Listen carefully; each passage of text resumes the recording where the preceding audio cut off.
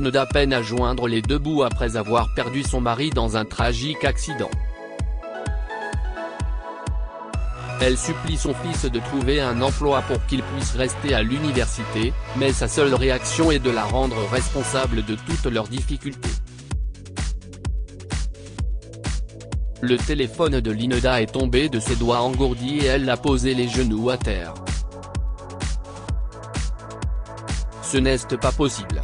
D'une minute à l'autre, James allait faire irruption dans la pièce et lui dire que tout cela n'était qu'une mauvaise blague.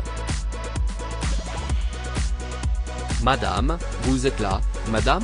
L'infirmière parlait au bout du fil, mais Linda n'y prêta pas attention.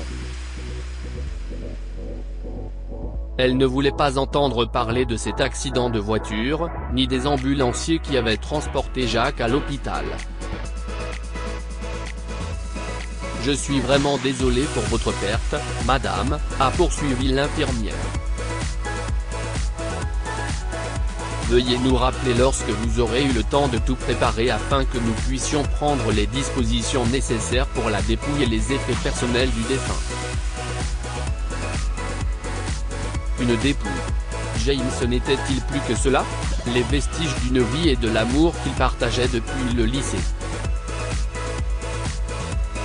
Elle s'est souvenue de ses yeux pétillants lorsqu'elle a accepté sa demande en mariage et du sourire de fierté qu'il lui a adressé en tenant leur fils, Scott, pour la première fois.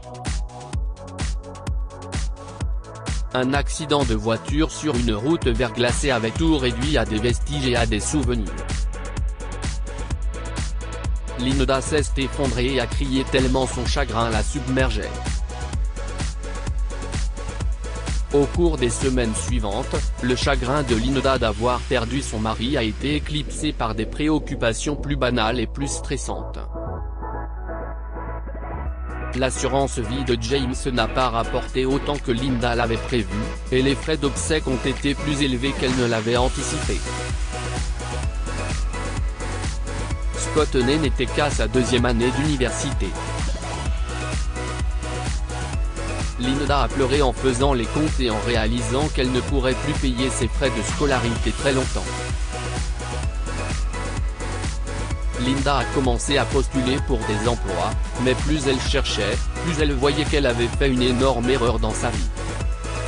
« Je m'occuperai de tout », lui avait dit James après leur mariage.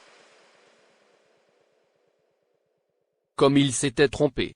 Linda rit amèrement en se rappelant ces paroles rassurantes, car il s'agissait certainement d'une plaisanterie cruelle à ses dépens. Sans expérience et avec seulement un diplôme d'études secondaires en poche, le seul endroit qui a accepté d'embaucher Linda était un motel qui avait besoin d'une femme de ménage. C'était un endroit miteux. Il y avait beaucoup plus de cafards que Linda ne le pensait, mais le salaire était suffisant pour couvrir la plupart de ses dépenses. Ce soir-là, elle a appelé Scott pour l'informer de sa situation financière désastreuse. « Il faut que tu trouves un travail pour pouvoir contribuer à tes frais de scolarité », lui a-t-elle dit. « Je ne pourrai plus me le permettre longtemps avec mon salaire. »« Je ne peux pas faire ça », a répondu Scott. « Je dois me concentrer sur mes études. » Comment veux-tu que j'obtienne de bonnes notes si je passe tout mon temps à travailler? Je suis sûr que ça ira si tu réduis tes manucures et tes rendez-vous chez le coiffeur. Linda est restée bouche bée devant le téléphone. Scott, j'ai déjà supprimé toutes les dépenses inutiles de mon budget. J'ai à peine de quoi payer les courses et les charges. Tu dois trouver un emploi pour pouvoir obtenir ton diplôme. Scott grommela en disant que sa mère faisait des demandes impossibles, et Linda a mis fin à l'appel peu de temps après. Elle avait espéré que parler à Scott atténuerait certaines de ses inquiétudes, mais au lieu de cela, il avait intensifié son stress. Linda et Jacques avaient épargné une modeste somme au fil des ans, et maintenant Linda était forcée de la voir se réduire, car elle devait y puiser pour survivre. Elle s'est adressée à une agence de nettoyage et a obtenu un deuxième emploi, celui de femme de ménage chez des particuliers. Linda était épuisée à la fin de la journée, mais elle se sentait plus sereine en sachant qu'elle pouvait payer ses factures sans avoir à puiser dans ses économies. Les frais de scolarité de Scott sont toujours une préoccupation majeure. Chaque fois qu'ils se parlaient, elle lui demandait s'il avait trouvé un emploi, mais il refusait toujours de le faire. Un jour, Scott l'a appelé, paniqué. Cela fait des mois que je te dis que je ne peux plus me le permettre. J'ai payé ce que je pouvais chaque mois, mais il n'y a aucun moyen de couvrir le montant total. Pourquoi crois-tu que je t'aille poussé à trouver un emploi? Je ne sais pas. Je pensais que tu exagérais. Eh bien, ce n'est pas le cas, a rétorqué Linda. Avec tout le temps que tu as passé à étudier, tu devrais essayer de demander une bourse. Quelques semaines plus tard, Linda se préparait à aller travailler lorsqu'elle entendit sa porte d'entrée claquer. Confuse, elle se précipita dans le hall et s'arrêta, choquée. Scott se tenait dans l'embrasure de la porte, le visage en colère. Lorsqu'il a vu sa mère, il l'a pointé du doigt d'un air accusateur. Tout est de ta faute. Qu'est-ce ce que tu racontes, Scott? Linda se précipita vers lui. J'ai dû quitter mes études parce que tu ne peux pas payer les frais de scolarité, c'est ce qu'il écriait. Quel genre de parent inutile es-tu pour ne pas te donner la peine de payer l'éducation de ton enfant? Linda s'est figée dans le couloir. Son corps tremblait tellement elle était choquée par les accusations blessantes de Scott. Scott secoua la tête et passa devant Linda. Quelques instants plus tard, elle l'entendit claquer la porte de son ancienne chambre. Linda s'est mise à pleurer, mais elle a vite dû sécher ses larmes pour partir au travail. Lorsqu'elle est rentrée à la maison ce soir-là, Scott était allongé sur le canapé en train de regarder la télévision. Il ne voulait pas lui adresser la parole. Au cours des jours suivants, Linda subissait le mauvais comportement de Scott, qui continuait à lui reprocher d'avoir dû quitter l'université. Ses notes n'étaient pas assez bonnes pour qu'il puisse obtenir une bourse. Linda était alors rongée par la colère. Un soir, elle lui a crié « Comment as-tu pu être aussi stupide? Chaque fois que je t'ai dit que tu devais trouver un emploi, tu as répondu que tu avais besoin de ce temps pour étudier. Si tu étudiais vraiment beaucoup, tu aurais rempli les conditions pour obtenir une bourse. Tu as eu beaucoup d'avertissements, Scott, a poursuivi Linda, et maintenant je vais te donner un de plus, je n'ai pas les moyens de couvrir les dépenses pour nous deux. Trouve un travail, ou nous finirons tous les deux à la rue. Scott a fait une grimace. Très bien. Je vais trouver un emploi. Enfin, Linda retrouva un peu d'espoir pour l'avenir de son fils. Le lendemain, elle est rentrée chez elle avec le numéro de téléphone d'un monsieur qui lui a dit qu'il cherchait un jeune homme pour travailler dans un entrepôt. Tu plaisantes? Scott jeta le papier avec le numéro de l'homme. Je ne vais pas transporter des boîtes pour des cacahuètes. Et pourquoi pas? Ça ne vaut pas la peine. Scott haussa les épaules et s'allongea sur le canapé. Je n'ai peut-être pas de diplôme, mais je suis quand même instruit. Je n'ai pas l'intention de me dévaloriser en acceptant un travail aussi médiocre. En outre, ajouta Scott, j'ai vu à quel point tu es fatigué quand tu rentres du travail. Je ne veux pas vivre comme ça, m'épuiser tous les jours sans pouvoir avancer. Scott roula des yeux et lui fit signe de s'écarter. Je veux continuer à regarder cette série maintenant, si tu as fini de me harceler. Non, je n'ai pas fini. Maintenant, tu vas appeler cet homme demain et convenir d'une heure pour le rencontrer afin que tu puisses postuler pour le poste. Je ne peux pas, d'accord ? J'ai l'intention de passer toute la journée de demain à remplir la paperasse pour une nouvelle demande de bourse. Linda n'était pas tout à fait sûre de croire Scott, mais elle décida de lui faire confiance. Après tout, il devait avoir appris quelque chose des moments difficiles qu'il avait vécus. Peut-être était-il enfin prêt à remettre sa vie sur la bonne voie. Scott a passé la majeure partie de la soirée à regarder la télévision, comme il le faisait tous les soirs depuis qu'il était revenu à la maison. Ce ne serait pas une si mauvaise idée de demander une bourse d'études, ne serait-ce que pour échapper aux jérémiades incessantes de sa mère. Il n'arrive pas à croire qu'elle soit tombée si bas depuis la mort de son papa. Elle ne prenait même plus la peine de s'occuper d'elle-même.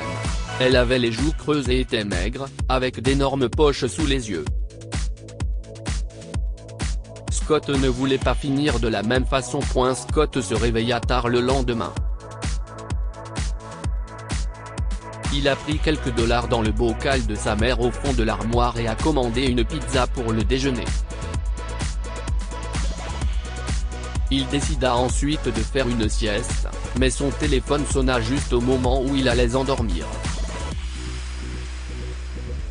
C'était sa maman. Scott a hésité à répondre, car il savait qu'elle vérifiait probablement s'il avait téléphoné pour ce travail ou pour toute autre chose dont elle lui avait rabâché les oreilles hier. Il a ignoré l'appel, mais sa maman a rappelé. Cette fois, il répondit à l'appel. Qu'est-ce ce qu'il y a ? Ce n'était pas la voix de sa maman. Si, qui êtes-vous et pourquoi appelez-vous depuis le téléphone de ma mère ? Je suis ambulancier, monsieur. Votre mère a été trouvée inconsciente dans la rue. Nous la transportons à l'hôpital.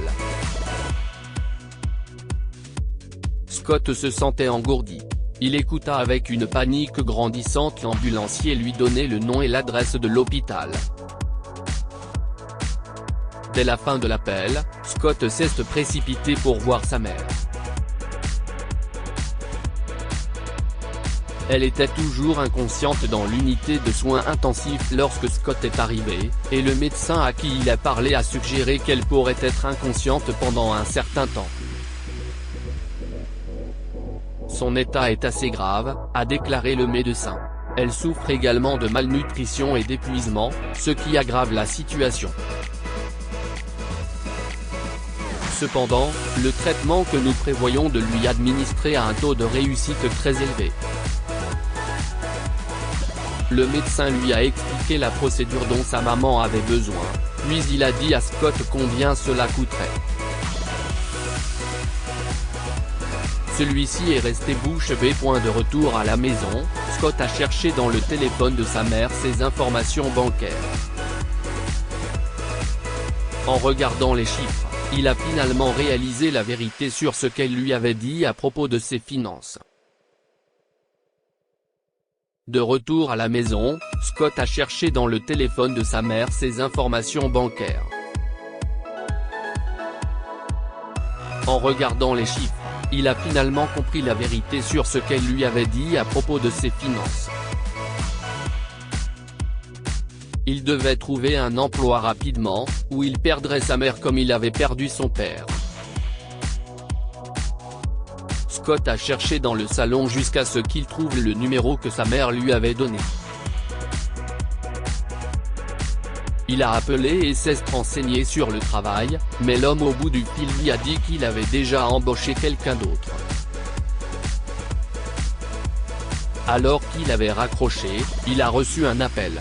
C'était le propriétaire du motel pour lequel maman travaillait, qui l'appelait pour savoir pourquoi elle était en retard. Scott lui a expliqué ce qui lui était arrivé.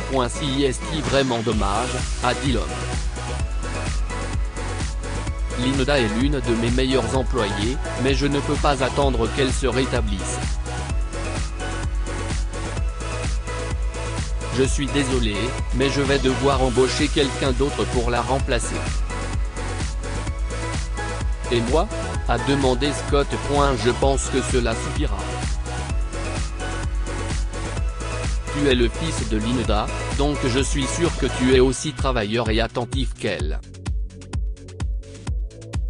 En combien de temps peux-tu venir ici ? Scott se précipita aussi vite que possible. Il a nettoyé les chambres du motel de fond en comble. Le lendemain, il a téléphoné à l'agence de nettoyage pour laquelle sa mère travaillait et s'est arrangé pour travailler également chez sa mère. Au cours des semaines suivantes, Scott a commencé à apprécier sa mère et les efforts qu'elle avait déployés pour survivre après la mort de son père. Il n'y avait plus de soirées tardives pour lui, car il travaillait jusqu'à l'os du matin au soir. Un jour, il a reçu un appel de l'hôpital l'informant que sa mère était réveillée. Il s'est empressé d'aller la voir dès qu'il a pu. Je suis désolé pour tout, a dit Scott dès qu'il est entré dans sa chambre. Il s'est agenouillé à son chevet. J'ai été un fils terrible. J'ai été paresseux et égoïste et je t'ai causé d'immenses souffrances à cause de cela. Scott a pris la main de sa mère. Je te jure que je trouverai un travail dès que tu sortiras de l'hôpital. En attendant, j'ai accepté de travailler à ta place pour pouvoir payer ton traitement. Linda est étonnée de voir à quel point Scott a changé. Elle lui a souri et l'a appelé plus près d'elle pour le serrer dans ses bras. Lorsque Linda sortit de l'hôpital, Scott avait trouvé un emploi auprès d'un des clients de l'agence de nettoyage. La riche femme d'affaires avait demandé à Scott où se trouvait Linda et, après avoir entendu son histoire, lui avait offert un poste subalterne dans son entreprise. La femme a été tellement impressionnée par l'attitude travailleuse de Scott qu'elle lui a proposé de payer une partie de ses frais de scolarité s'il acceptait de rester dans son entreprise. Scott a immédiatement accepté. Il a obtenu son diplôme et a veillé à ce que Linda soit bien soignée pour le reste de sa vie. Que pouvons-nous apprendre de cette histoire ? Respectez vos parents et aidez-les si nécessaire. Scott n'a compris que trop tard à quel point Linda s'était sacrifiée pour lui. S'il l'avait écoutée plus tôt, elle ne serait peut-être jamais tombée malade. Ne considérez pas vos proches comme acquis. La vie est pleine de rebondissements inattendus et vous ne savez jamais quand une tragédie vous fera regretter de ne pas avoir fait plus pour les personnes qui vous entourent. Partagez cette histoire avec vos amis. Elle pourrait égayer leur journée et les inspirer. Pour lire davantage d'histoires, abonnez-vous à Amomama sur Google News.